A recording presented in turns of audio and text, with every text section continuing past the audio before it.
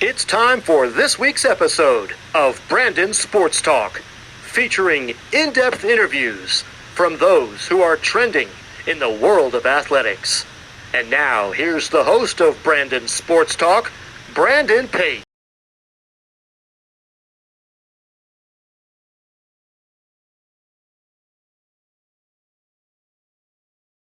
That works. Welcome back to Brandon Sports Talk. In today's episode, I have the privilege to interview Jonathan DeMarte, who is a former MLB player. How are you doing today? I'm doing well. How about you, Brandon? I'm doing good. Can you talk about how you knew that you wanted to play baseball in college and move on to the professional level? Yeah, baseball's always been the sport that kind of gives me that extra bit of thrill that I feel like I never got playing any other sports growing up. I just think there's no better feeling than hitting a home run, taking the field, freshly cut and line field to start a game, or walking off the mound after punching out the side or something like that. Those are just some of the greatest feelings I think you get in baseball. And I think baseball seasons are so long, no matter what age you are, the rewards that you see at the end of the season, winning a championship, completing a season, whatever it may be, are pretty special moments that you really only get on the ball field. So for me, it's just a sport that I've always dreamed of playing at the highest level growing up. And yeah, I love it. What was your collegiate time like at University of Richmond? I had a very unique college career. I'm sure you saw that from looking online. I played 6 years at Richmond. I went into Richmond as a pitcher. Numerous injuries, surgeries. I barely played my first 4 years. I had 2 years of postgraduate eligibility, and I graduated college in 4 years. Started my grad school program my fifth year, and my coaches at Richmond gave me the opportunity to transition to become an infielder. So I actually played the infield my fifth and sixth year of college. And my sixth year, I completed my grad degree, got my master's, and I made the return back to being a pitcher again. And so my sixth year, I was a two-way. We had a pretty rough season at Richmond, but for me, it was probably the most fun I had on the ball field, being able to be fully involved as an infielder and a pitcher every single day, no matter what I was going to be in the lineup or had some kind of direct impact on what was going on during the game. So that was a lot of fun for me. We did not really have the success as a team that I would have liked throughout my 6 years. We were pretty close earlier on to winning conference championships, but then that kind of slipped away, and we didn't really have that same level of success. So I mean, that's one thing I did not really get during my college time was much winning in postseason ball, but I had a great experience and I learned a lot. Of course, after college, did you get drafted right away to the Chicago Cubs, or did you go into independent ball? Yeah, so I went right into independent ball. I was hoping to get drafted. I kind of waited around for after my sixth year season, hoping I would get a free agent offer or something like that. I didn't, so I went to play independent ball. I played a year and a half in the Frontier League for the Normal CornBelters. I played a year I then was traded in the end of 2018 to the York Revolution of the Atlantic League. I started 2019 with York, did not really do that well, got released and signed with Quebec Capitales in the Can-Am League. And I had a great 2019 with Quebec, where I traveled back and forth between Europe to play for Team Israel. After 2019 season, I played in the final European qualifiers with Israel. We qualified for the Olympics. I actually went off to play in Australia in the ABL after that. And then from there, I went straight to Arizona, had a few workouts with teams, and that's where I signed with the Cubs. What was the signing like whenever you signed with the Chicago Cubs?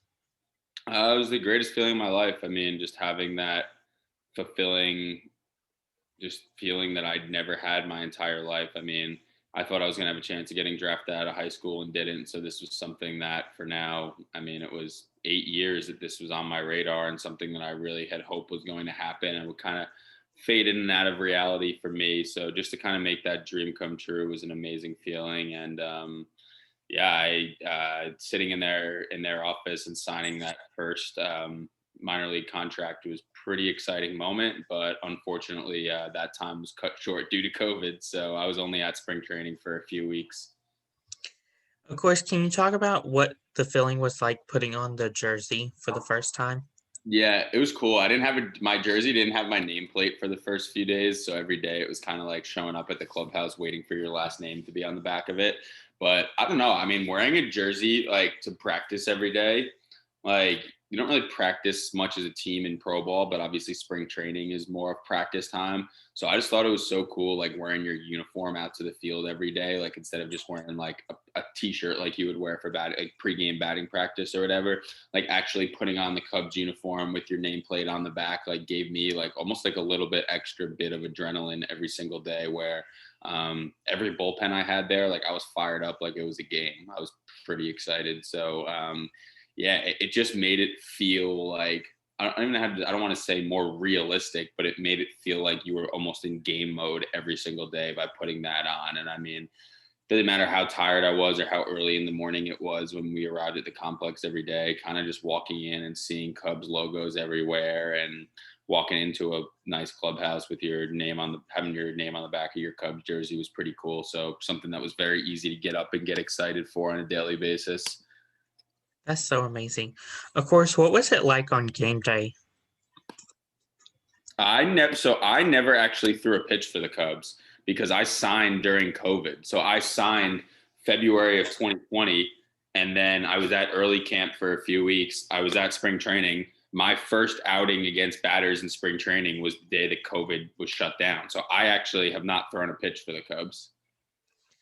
Of course, what are some of your plans for this upcoming year? So my plans for the upcoming year are I was unfortunately released by the Cubs. So obviously hoping to hop on with another team, but fortunately I have the Olympics this summer that were pushed back from last year. So we have a training camp in Arizona in early May for like a week. We have another training camp for almost a month, I think like 3 weeks in July.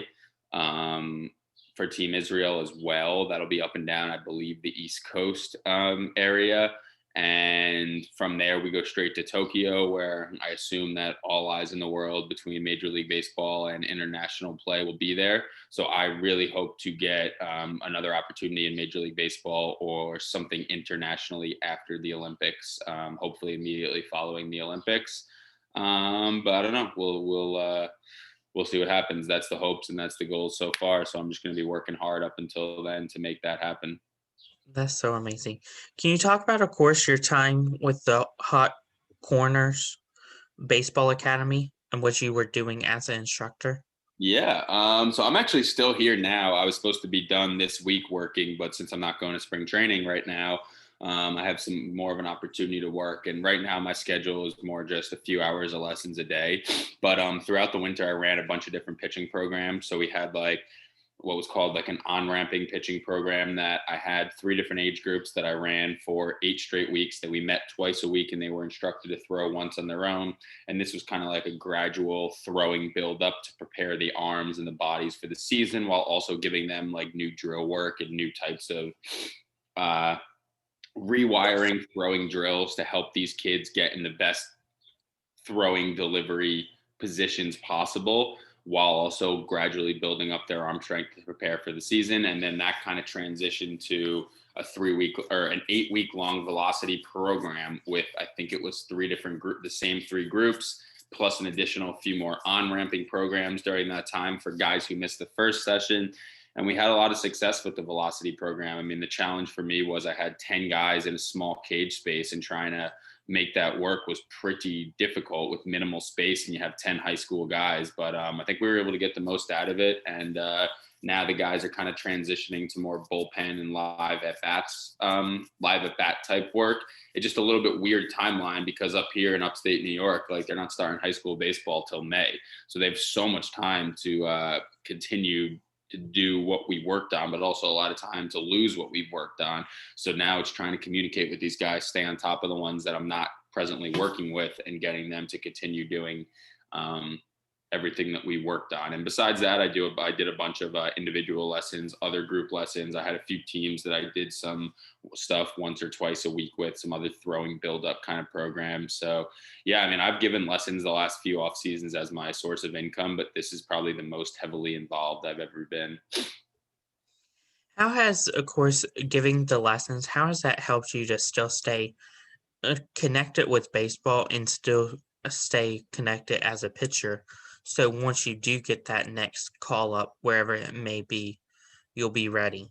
Yeah, I think it's just like being around it and talking about it, just like makes you a better pitch. Like when you can talk about it, I think it makes you a better pitcher, because instead of then searching for whatever you think your next adjustment needs to be, I think when you constantly practice and preach this kind of stuff, it almost makes it a lot easier to become your own coach. Now, I don't think I have all the answers by any means, and I seek plenty of other people for guidance and assistance, but I've gotten a lot better over the years at kind of just doing what I know works for me. And because I'm someone who's been injured so much, and like also there's been times where I come back from injury and I'm just not really that good, and it takes some time to get your stuff back. I've been able to make adjustments on and off the field that have drastically improved my on-field performance. And I think that like I was never the most gifted or talented, athletic, or coordinated, quick type of athlete. So I've kind of had to train that into myself. So I believe that if I was able to train it into my body, that other people can. The hard part about coaching is no two athletes are the same. So you have to treat each athlete differently, and their path might be different than the person next to them, and the person next to them, which is different from my path. So it's kind of adapting to each one of these players that you work with, while also trying to work towards the same collective goal if you're doing some kind of group training. That's so amazing.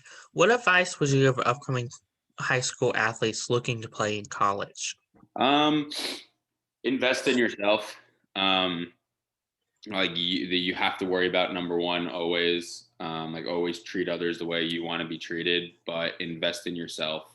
Like nobody's perfect. I mean, there's first round high school draft prospects out there, but everybody has parts of their game that they need to work on. And when I say invest in yourself, I mean really understand what your strengths and weaknesses are. And if you know what your weaknesses are, then I think that investing in yourself is really trying to do whatever it takes to bridge the gap between your weaknesses and where they're currently at and where they would want to be, and figuring out what the solution might be to kind of make you the best all-around athlete possible. Like for me, for example, I mean, financially, sometimes it sucks to have to pay for virtual online programming and training, but I know that for me, the best thing to do from a strength training standpoint is to work with the strength coach that I've worked with the last 3 or 4 or 5 years that's yielded a lot of success for me.